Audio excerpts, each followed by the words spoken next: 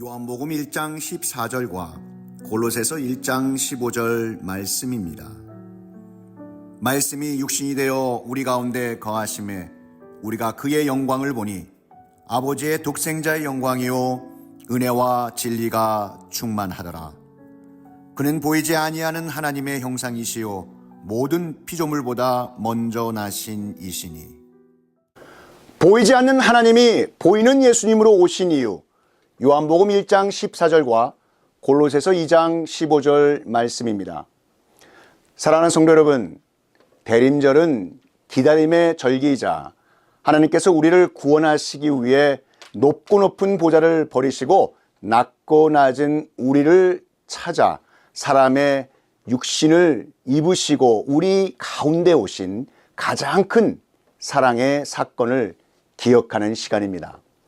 오늘 말씀은 그 중에서도 복음 전체의 심장이라고 할 수 있습니다.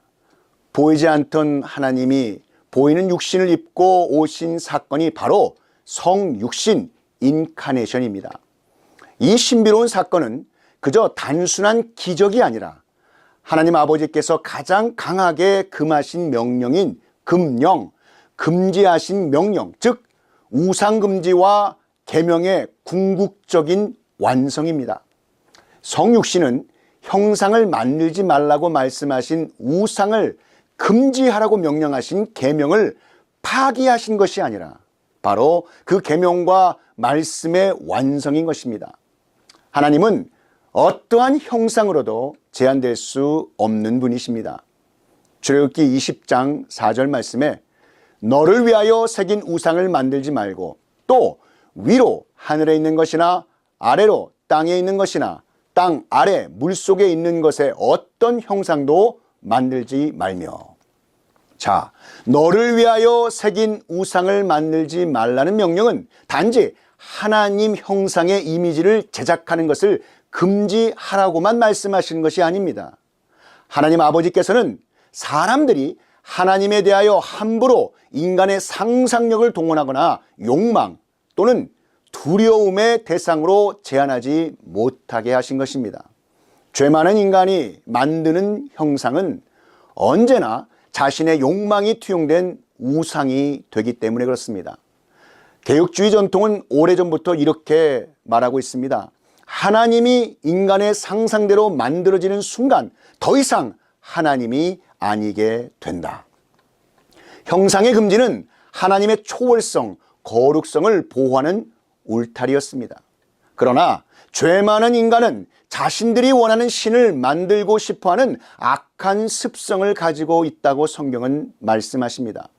광야의 금송아지, 그 광야의 금송아지 우상의 경우가 바로 그런 예이며 오늘도 많은 사람들이 성공과 번영의 우상 등 계속해서 자신이 원하는 우상신의 형상을 만들어내며 하나님 아버지를 왜곡하고 있습니다.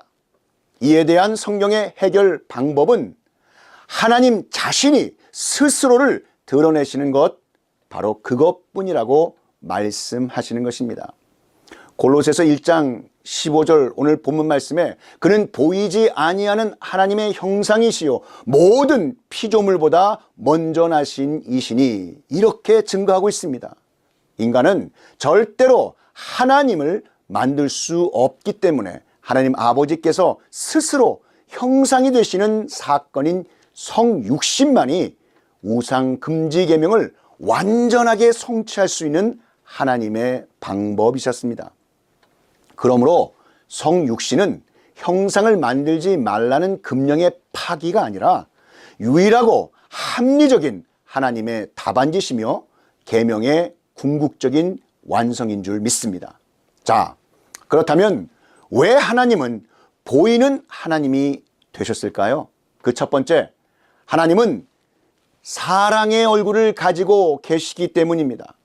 성경은 이렇게 증거하고 있습니다. 모세는 하나님의 얼굴을 보지 못했습니다.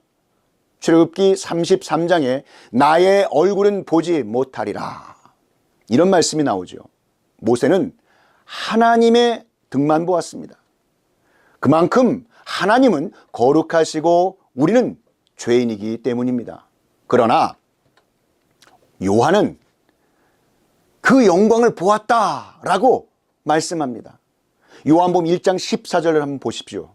우리가 그의 영광을 보니, 누가 보았습니까?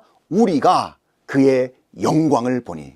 바로 여기서 그는 예수 그리스도이십니다. 하나님은 더 이상 설명만으로 사랑을 전하지 않으셨습니다.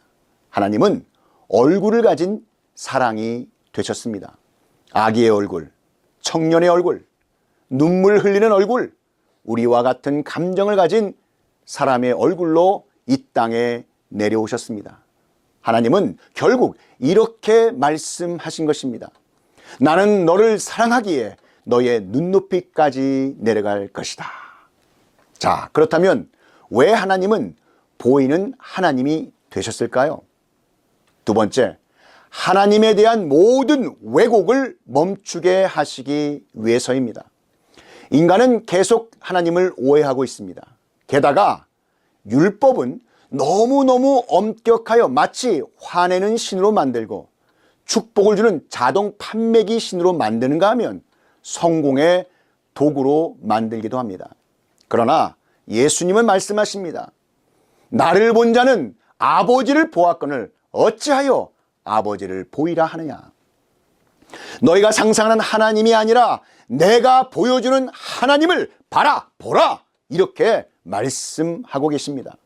좀 더 이것을 영적으로 본다면 사람이 만들어낸 하나님에 대한 이해를 깨트리고 예수 그리스도 자신을 통해 계시된 하나님을 보라는 성육신 계시에 대한 말씀의 영적인 핵심을 잘 담고 있는 것입니다.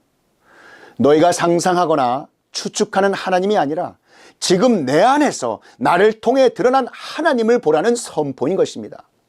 예수님의 삶은 하나님이 어떤 분이신지를 거짓 없이 왜곡 없이 잘 보여주셨습니다.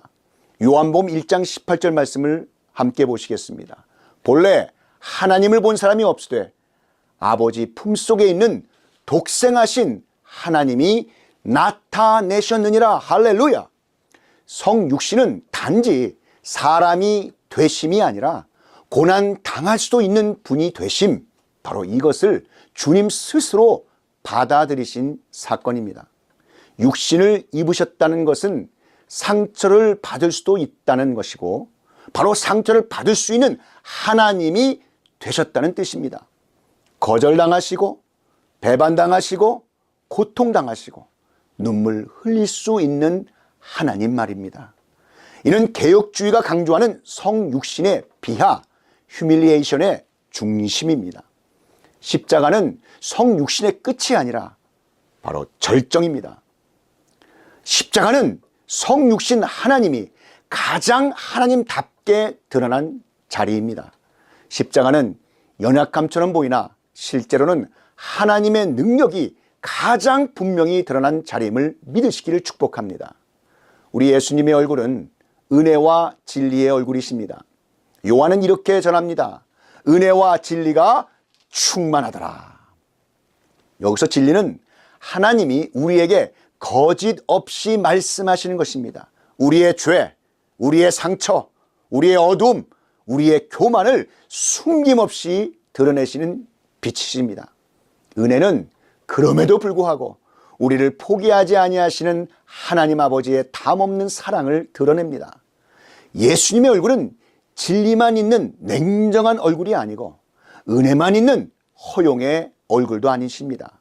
은혜와 진리가 함께 있는 얼굴, 바로 하나님의 얼굴이십니다.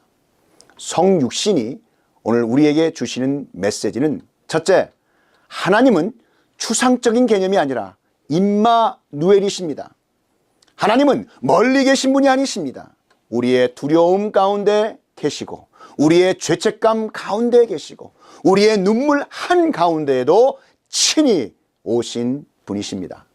둘째, 하나님은 우리가 잃어버린 하나님을 회복하시기 위해 이 땅에 오셨습니다. 성육신은 인간이 스스로 하나님께 나아갈 수 없다고 선언하십니다. 대림절은 보이는 하나님을 다시 마주하는 절기입니다. 성육신을 깊이 묵상하면 우리의 신앙은 두 가지 열매를 맺습니다. 첫째, 왜곡된 하나님을 버리고 진짜 하나님을 바라보게 됩니다. 성공의 하나님이 아닌, 안전의 하나님이 아닌 십자가의 예수 그리스도, 은혜와 진리의 예수 그리스도를 바라보게 됩니다. 둘째, 우리도 하나님의 보이는 사랑으로 살아가게 됨을 깨달으시길 축복합니다. 성육신을 믿는 신앙은 추상이 아니라 구체적 사랑으로 드러납니다. 누군가의 고통에 가까이 가고, 누군가의 외로움에 손을 내밀고, 누군가의 눈물 옆에 함께 앉는 그러한 삶. 예수님이 우리를 그렇게 사랑하셨기 때문입니다. 사랑하는 성도 여러분, 보이는 하나님을 본 사람의 삶으로 우리 다 함께 나가십시다. 말씀이 육신이 되셨습니다. 여러분, 이보다도 더 큰 복음이 없습니다. 보이는 하나님이 이 땅에 오셨습니다. 상처 받을 수 있는 하나님, 우리와 함께 울어주시는 하나님, 은혜와 진리로 우리를 품으시는 하나님. 대림절의 중심은 바로 이 예수 그리스도를 기억하고 기다리고 맞이하고 닮아가는 것입니다. 오늘 이 시간 우리의 삶 가운데 보이는 하나님이신 예수님을 다시 모시고 말씀이 말씀되어지는 진실한 삶을 살아내시어 하나님께 잘했다 칭찬받는 복된 하나님의 자녀들이 다 되시기를 우리 구주 예수 그리스도의 이름으로 축원합니다.